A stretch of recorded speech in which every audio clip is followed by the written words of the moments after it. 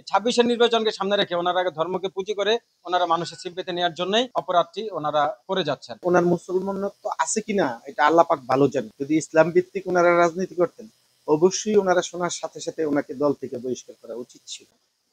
আপনাদেরকে বিজয় মাসের শুভেচ্ছা।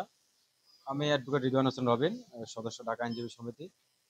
আজকে আমরা বিজ্ঞ মেট্রোপলিটন ম্যাজিস্ট্রেট ৫ নম্বর কোর্টে একটি মামলা দায়ের করি, সিআর মামলা, যেটা দণ্ডবিধির ২৯৮ ধারা আমরা এই মামলাটি দায়ের করি, যার ১ নং বিবাদী মোহাম্মদ শিশির মনি এবং ২ নম্বর বিবাদী DSN, একটি নিউজ চ্যানেল।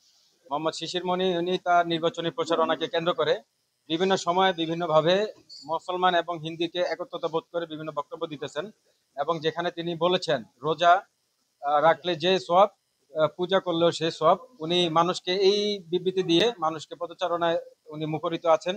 কিন্তু এটা আমরা ধর্মীয় গুণ থেকে অবশ্যই আমাদের ধর্মীয় নীতি নৈতিকতার পরিপন্থী, এবং আমরা একজন মুসলিম সম্মত পরিবারের সদস্য হিসাবে আমরা এটা বিশ্বাস করতে পারি না, এবং বাংলাদেশ দণ্ডবিধি ২৯৮ ধারা অনুযায়ী এটি একটি দণ্ডনীয় অপরাধ। সে কারণে আমরা বিজ্ঞ আদালতে উপস্থিত হয়ে আজকে আমরা তার বিরুদ্ধে এই মামলাটি দায়ের করেছি।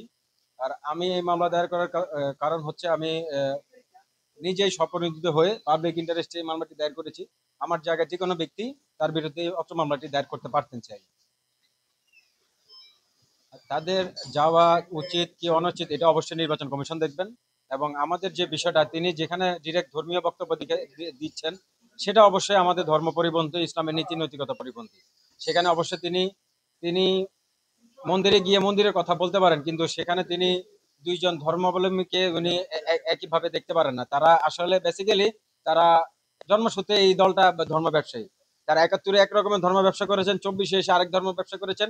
এই ২৬-এর নির্বাচনকে সামনে রেখে ওনারা ধর্মকে পুঁজি করে ওনারা মানুষের সিম্পেথি নেওয়ার জন্যই ওনারা এই অবৈধভাবে এই অপরাধটি ওনারা করে যাচ্ছেন, যেটা বাংলাদেশ দণ্ডবিধিতে দণ্ডনীয় অপরাধ। ক্ষেত্রে আমরা মনে করছি অবশ্যই এটা তিনি যেহেতু শাস্তিযোগ্য অপরাধ করেছেন, আপনি যে বিষয়গুলো বললেন এগুলো অবশ্যই শাস্তিযোগ্য অপরাধ, এবং ইসলামকে এভাবে হেয় প্রতিপন্ন করা, অন্যান্য ধর্মের সাথে তুলনা করার মতো ধর্ম ইসলাম নয়, এবং ইনি এটা অবশ্যই শাস্তিযোগ্য, এবং বিজ্ঞ আদালত মামলাটি তার কনসিডারেশনে নিয়েছেন। অবশ্যই এটা ট্রায়াল হবে এবং এই মামলা অবশ্যই তিনি শাস্তিপ্রাপ্ত হবেন, সাজাপ্রাপ্ত হবেন। এভাবে এভাবে যারা ইসলামী অতীতেও অবমাননা করেছেন, তারা যে বিচার হয়েছে তারও সঠিক তারও ক্ষেত্রে একই বিচার আমরা আশা করছি। উনি বলেছেন এরকম যে রোজা আর পূজা একই, একে অপরের পরিপূরক।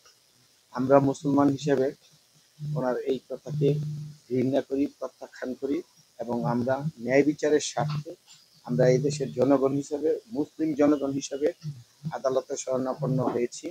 আমরা ২৫৮ ধারায় এবং ৩৪ ধারায় মামলা করেছি। মামলার এখনো আদেশ হয়নি, তবে আমরা আশাবাদী ন্যায় বিচারের স্বার্থে আদালত অবশ্যই তার বিরুদ্ধে ওয়ারেন্ট ইস্যু করবে। কারণ এই দেশের প্রত্যেকটা মুসলমান তার ধর্মকে বিশ্বাস করেন এবং ধর্ম পালন করেন। উনি যেই বক্তব্য দিয়েছেন এবং এটা অনলাইনে ভাইরাল হয়েছে, এদেশের প্রত্যেকটা জনগণ দেখেছেন, এটা কেউ আশা করে না।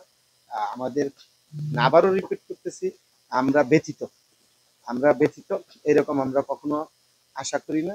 আমরা বিশ্বাস করি ভবিষ্যতে আর এরকম কেউ দুঃসাহস করবেন না, এবং আদালত অবশ্যই ন্যায় বিচারের সাথে ওয়ারেন্ট ইস্যু করবে। আসলে মুসলমান আমরা অনেকেই, কিন্তু আমার মনে হয় ওনার মুসলমানত্ব আছে কিনা এটা আল্লাহ পাক ভালো জানেন।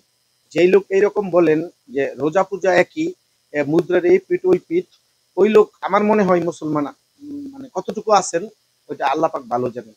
আমার মনে হয় উনি মুসলমান হিসেবে নাই।